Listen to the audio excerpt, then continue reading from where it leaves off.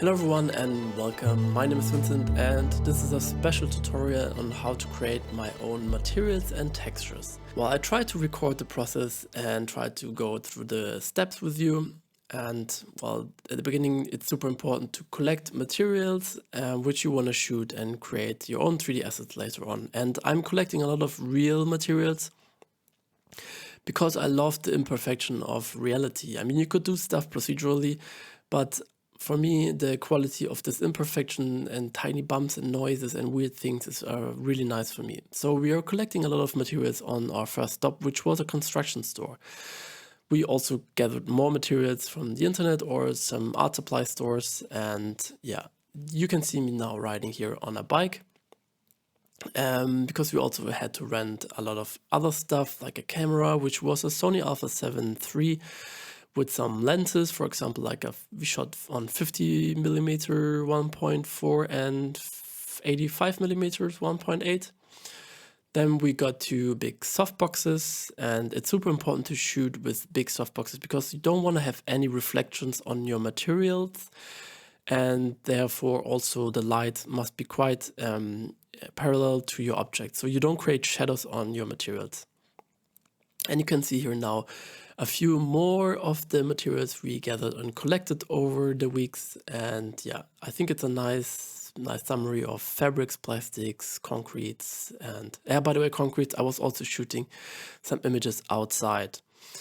And again, some more nice sponges. And then I also want to talk a bit more about my photo setup. You can see I'm shooting on this Pro Photo lights, and now you can also see how the lights are angled. And the camera is exactly in the hole between these two softboxes shooting the objects below.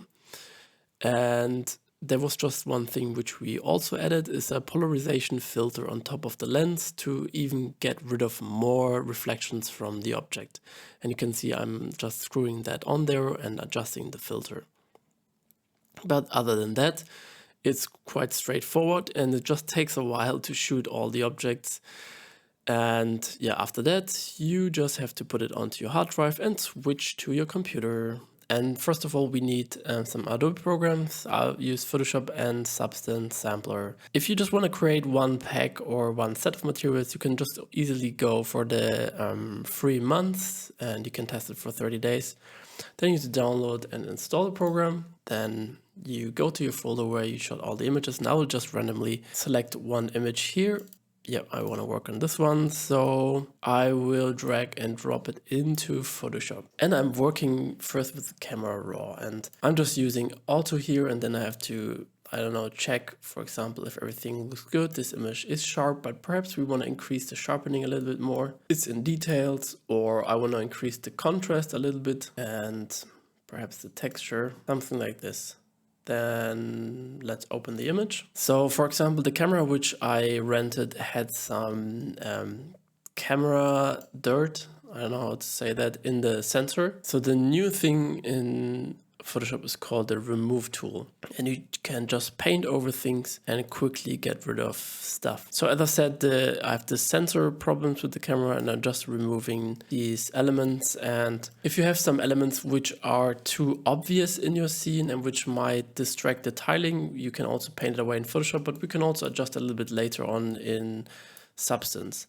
So let's say I'm happy with this. Then as a last thing, I'm scaling down my material to a square format and let's crop it just like that. Then the image looks a little bit dark, so I will Control L to get my curves and make it a little bit more bright, tiny bit more of contrast, I would say, something like that. And perhaps also the material is a bit too yellow, so I will change a bit of saturation. Yep. Now it's looking better. Then as a last thing, I will scale it up to 4096. I'm not 100% sure if this is necessary because I think Substance is also doing this internally, but I mean, this was nearly anyway 4K, so it was so close, so I'm good with that. Then let's save the image onto the desktop. I used a PNG because PNG is a little bit of a better quality in this case.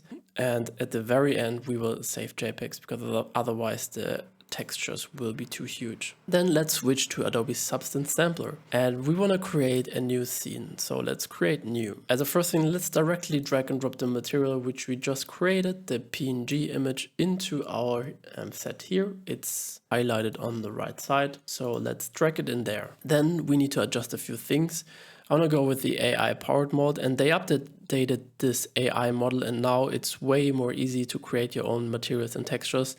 And the quality is also way better than before. And I didn't test this one, so perhaps with different camera angles you can create a material. It might be way better for displacement. Let's go for this way. For my PC, this is relatively slow. So it takes quite a while to sit around and wait till you get all the updates. You can see it's calculating. And we have a base material, then the image, and then the AI tool which creates all the materials for us. In the meantime, perhaps we can have a look on some settings here. On the viewer settings, you can adjust on what materials you want to see. For example, we are working on a cloth now, so I want to switch to a cloth material here. Then you can also switch the environment, like, I don't know, go for another studio or a brighter studio, something like this. Then in the shader settings, you can, for example, also increase the samples for the live rendering here. On the right side, you can enable shadows, and then on the tiling, you can adjust how many times you want to tile your image.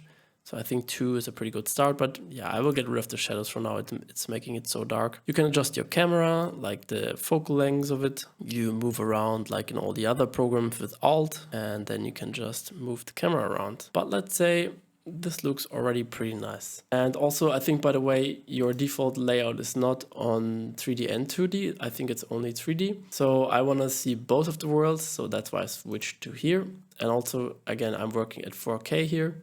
I'm also not sure if this is default. Then on the right side on the bottom here, you can see all the different materials which we are creating. And for now, they already look pretty good, I would say. Then if you press T, then you activate the scaling part, and this is quite good to see later on how good our material will tile. But let's first concentrate on the object itself without the tiling. Let's select the image to material part, and I want to go through some of the settings. So the first stuff, you can select what type of material you want to work with, and this is new and this is really good because we have so many presets now, and you can easily adjust and select what you're working with. For example, I work with fabric, and I think the biggest difference will be in the normal. So I'll go quite close into the normal here and try to remember how this looks. And I think this was the ground normal, and fabric in general behaves way more different. And perhaps a quick, like a helping thing for you is to try to think about how these materials would look in real world, especially if you have materials which are a bit hard to undefine, and then you can look for what works for you best. For example, a concrete is mostly flat on the surface, but always has bumps to the inside. And now you can see the normal really switched a lot when I switched to fabric. Or I don't know, some different woods or plastic paper. So this is really helpful, and as I said, this is quite new. So now, first of all, my material on the left side looks pretty dark, and I think this is because the ambient occlusion strength is pretty strong in this case. For us later on in Redshift or Octane, it doesn't make any difference for us because, like, I don't know, I use ambient occlusion very rarely and only with very little. So, but Substance is calculating it into this image on the left. That's why it was so dark. So let's turn the ambient occlusion a little bit down, and this is also looks pretty good. We could use this, for example, for an opacity map or a blend map or some other interesting map to blend in some details. Then let's focus on the normal map. These are the settings for the normal map, so we can work on micro details. So let's turn off the small and medium details and really intensify the amount of the micro details. Now you can see these are all these small little elements. In the medium details, we have like these bigger bumps, and in the large details, we have probably some even bigger creases and folds. Yeah, something like this. But overall, I think we can leave these fairly in the middle, but the micro details was a little bit too strong for my taste. So let's make it something like this. Then continuing on the material settings, we can adjust if we want to create a matte or a shiny material.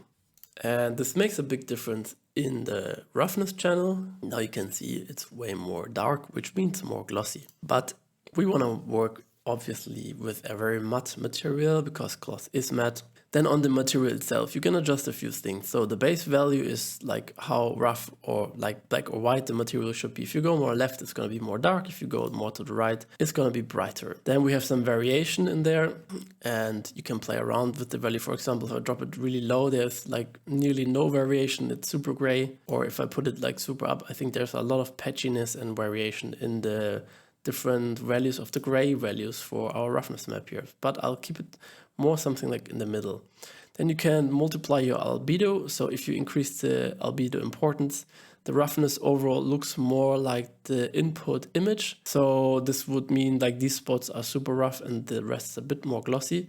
And I think some of the albedo importance is not too bad. So if we keep it at a lower level, something like, I don't know, 0.2, then I think the roughness map looks pretty interesting. As a next thing, there's the delight intensity, and we don't have to worry about this too much because our photo setup was really good. We have 2 huge softbox and the overall light over our material is pretty good. So let's try out something in the middle because the light intensity changes the colors and changes some values. But as you can see, because our overall set was done so good, I didn't see any difference in the light intensifier, and still I don't see any. Let's keep it more to the left so we are not using this much. Okay, then we are kind of happy with all our results. The normal look good, height looks good, AO is good, opacity we don't need now. Then we need to try to make this tileable. And the first thing and the important part is, well, by the way, you can also press space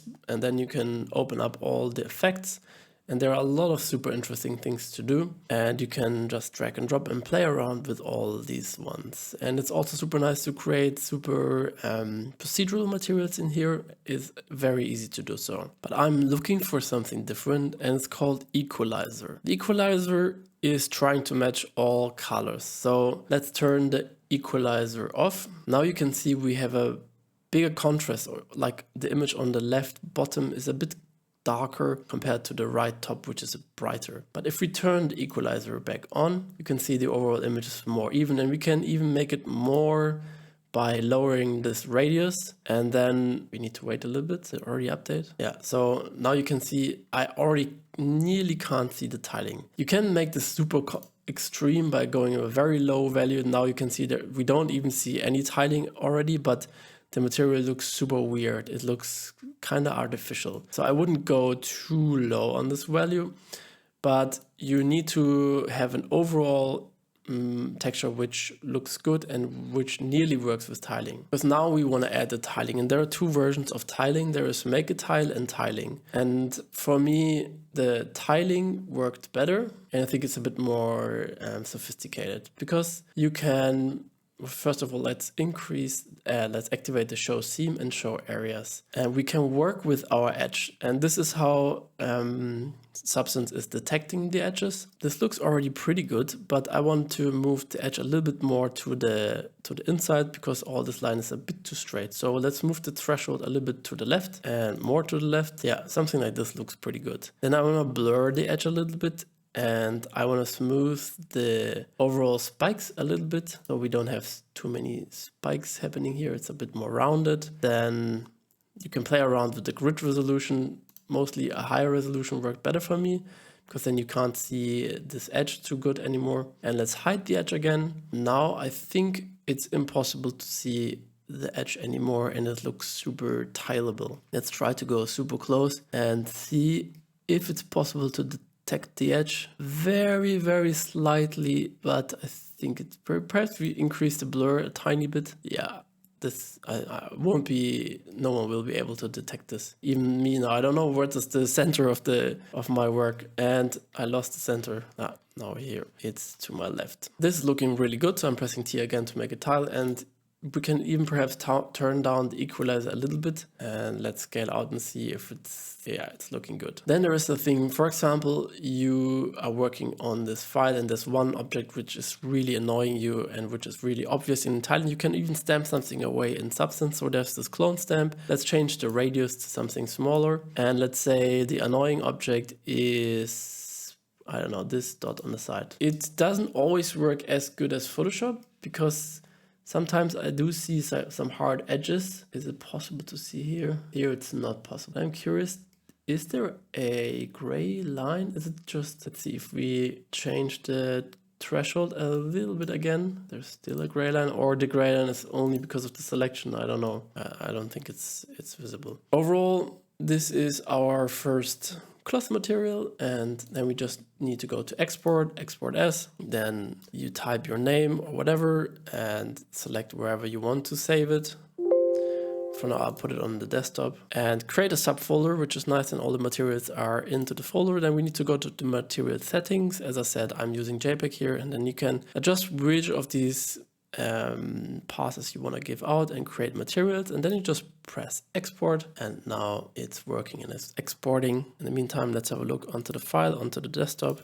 So here is the cloth, and what was quite helpful for me to make a quick screenshot of this thing. So it's not the best representation because the render quality doesn't look good here, but I'll make a screenshot and quickly drag and drop it into my material. So it's nice to have a quick preview of this one. Then you can start, for example, to add procedural stuff into our cloth here, and therefore let's have a look on what all is available. I will go through some of the filters. Some are quite obvious. You can also change the contrast or the hue and saturation and everything in Substance itself. So let's make it a little bit more brighter and more contrasty. Then let's see what else would be interesting. Corrode and cracks is making it all used and old. Dirt we can use, dust. Let's add some, no wait, let's first, I want to make it procedurally perforated. So now we have the same cloth with some holes. So I have an opacity channel here, and I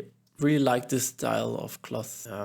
It's super nice. I think the dots need some work. They're definitely too big because overall the scale of the material is quite small. So let's go into the size. Yeah, let's make them smaller, and the perforation also be smaller. Let's see what else can we adjust. Yeah, I think this looks nice. You can see the material on the left. Or you can change this to a square. So we have squared holes, which is also nice. Or like a star, which, well, I don't prefer, but whatever. You can also load a custom pattern in there. So the dots are super nice. Let's deactivate them again, and let's have a look onto something else. For example, let's try out some moss. So we can grow something on our fabric here. And now we have these tiny moss objects in here. We can play around with the spread, so we have more moss. So this is a really old and like rotten cloth, and yeah, you can play around with many things here. Flower size of the moth is, or yeah, I don't know. I mean, it's really fun to just play around here, and you can change how it's blended. Now it's really just moss or still just moss. Let's go over the occlusion. Then you can also filter several layers on top of each other if you want to go really crazy. Let's try to oxidate this as well. So it's making it more old. Like, well, metal would oxidate, but I mean, yeah, you can really be as creative as you want here, and you don't have to follow their color, just be arty. Let's make some pinky and some more color variation, less spreading, less density, more bleeding, less spreading, less density, stains, less chipping. Yeah, I mean, you get the hang of it. This looks quite interesting. The moss part obviously is distracting now, so let's get rid of the moss. And the oxidation is nice, but it looks kind of weird in combination with the cloth below. So we could, for example, also just select the cloth material and remove all the normal details, so it kind of doesn't look like cloth anymore. And the one on the left looks a bit lame, but the diffuse material here looks kind of nice. Let's see how it looks in a tile. Yeah, looks nice. Let's see in the oxidation if we can do some more, just some playing around. Okay, that's good. Then perhaps add even one more layer. Perhaps you want to add snow on top of the eroded thing as well, oxidated thing. Let's see, flake intensity, fresh snow, melted snow. Yeah, a bit more melted. We basically see nothing, just white, and it's gone, totally gone. I don't know where the values are here, but yeah, I don't know. Yeah, now is there a little bit of snow? this one here? I would say whatever. Now there's I think this comes from the snow, these dents in the normal map. Yeah, so this is a super interesting normal map, I would say. And flakes intensity, let's see. You can definitely use this for anything else. And it's the cool thing also, if you create this weird material, you can also blend later on Redshift whatever you want together. So yeah, I would say this explains the basic stuff about Substance Sampler, and I really hope you liked it, and I hope that you can create your own materials. And again, thanks for watching and listening. Have a good time. Bye bye.